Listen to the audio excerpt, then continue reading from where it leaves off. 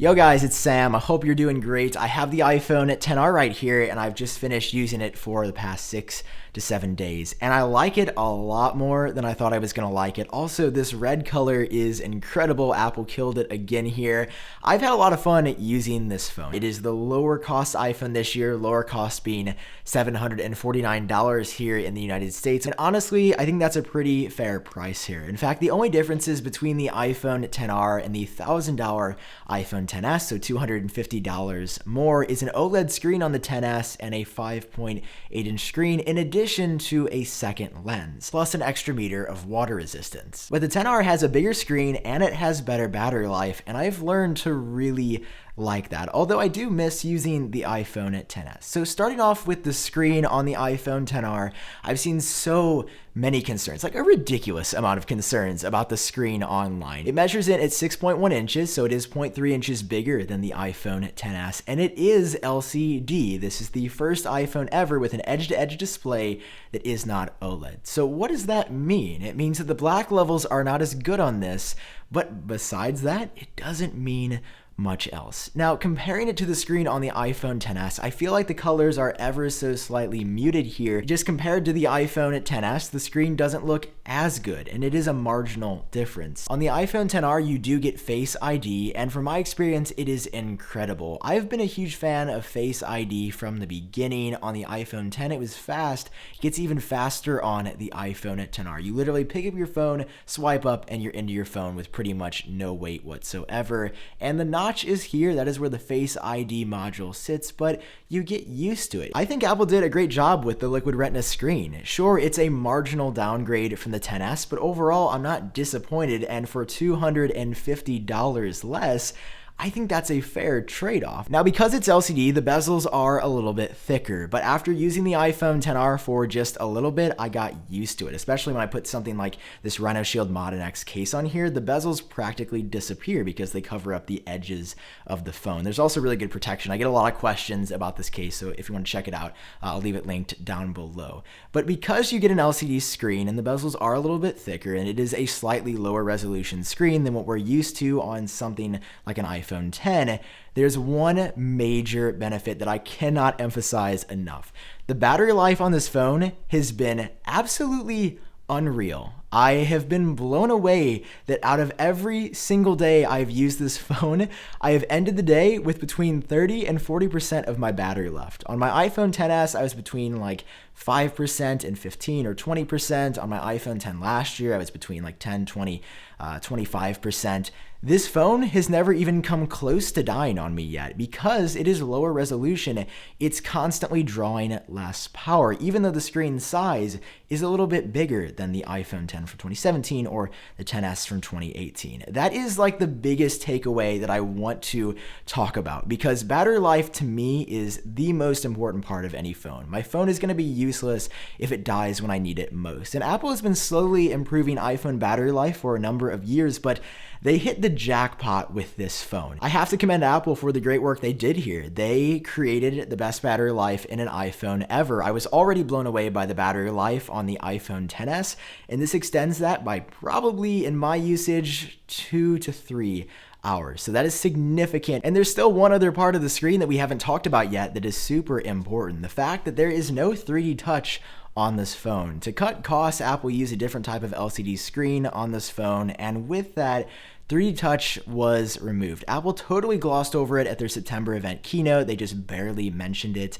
and I've honestly missed it a lot. I love being able to preview links or hover on things by soft pressing and then hard pressing to expand it, make it go full screen. I've legitimately missed that about the iPhone XS when using the iPhone XR, and Apple has it sort of back on the XR.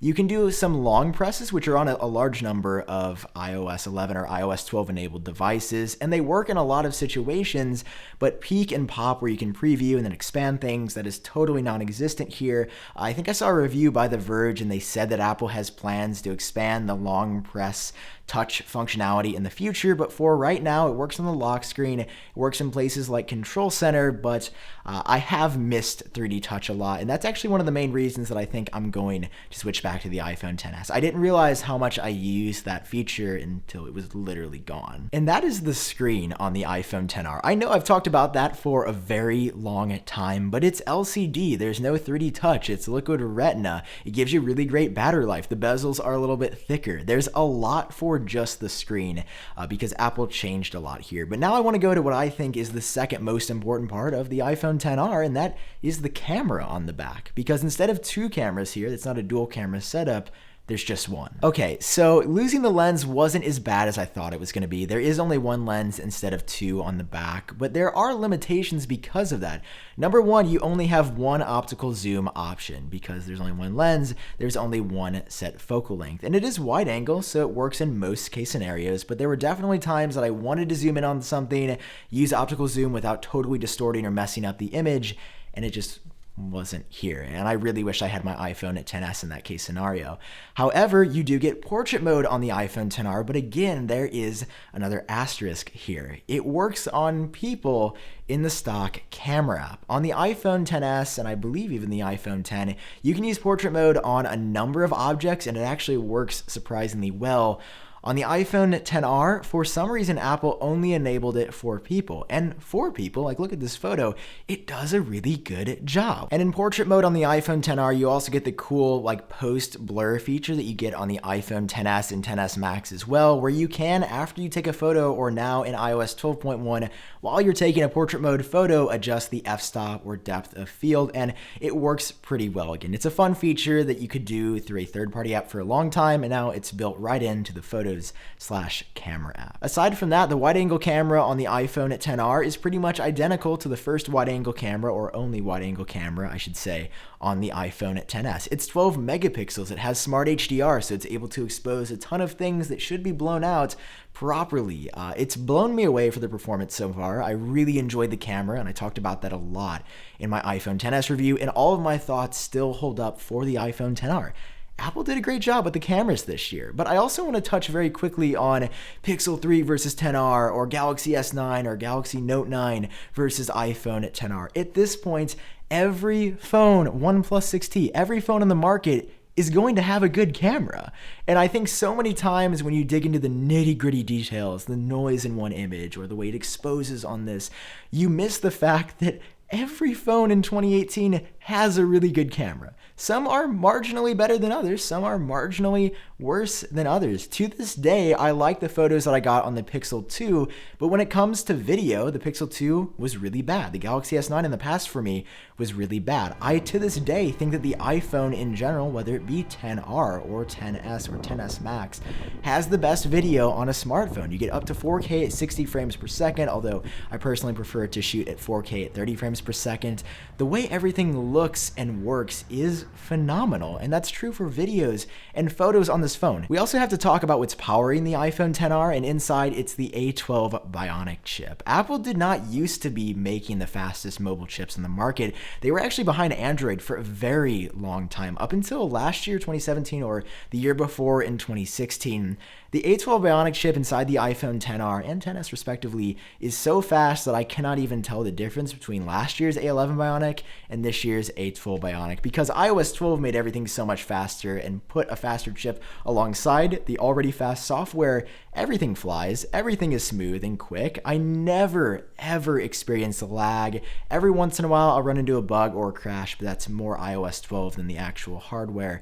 It never slows down. It's always going to have the power you need right when you need it, and that has definitely been also a very big part of why I've enjoyed this phone. Apple didn't put anything worse in the iPhone XR just because it costs $250 less than the next expensive phone.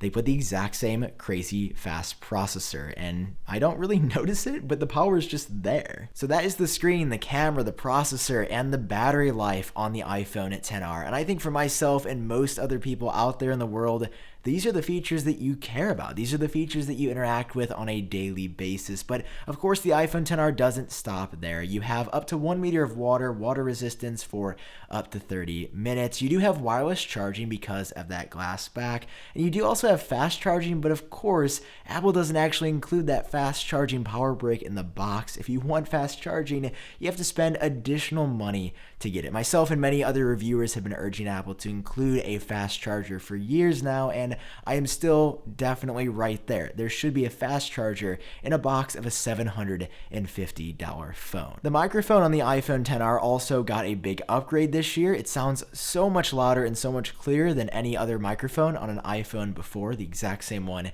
as the iPhone XS, and there is stereo playback for speakers, so watching videos, consuming any media on here is incredibly enjoyable. Also, listening to music is incredibly enjoyable. So with the 6.1-inch screen, the 12 megapixel camera on the back, amazing battery life, the A12 Bionic chip, and all the other bells and whistles, should you be buying the iPhone XR? I think you should. Absolutely, you should be buying this phone, unless $250 to you is worth a second camera, a slightly smaller, and an OLED screen. And Apple also claims you get 1 extra meter of water resistance on the XS, so up to 2 meters for 30 minutes. Everything else about the iPhone XR is nearly identical to the iPhone XS, and it really makes me question Apple's strategy here, because I think this phone is pretty much just as good as the iPhone XS. The iPhone XR is an amazing phone, and I've seen so much controversy saying it's not going to be as good, you're not going to like it, it's a bad phone, it has a bad screen.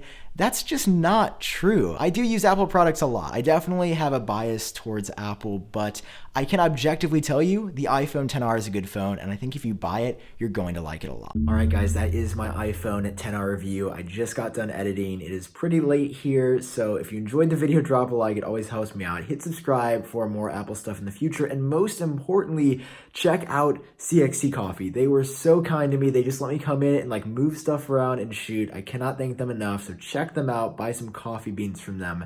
That's all for this video. I'll see you guys later.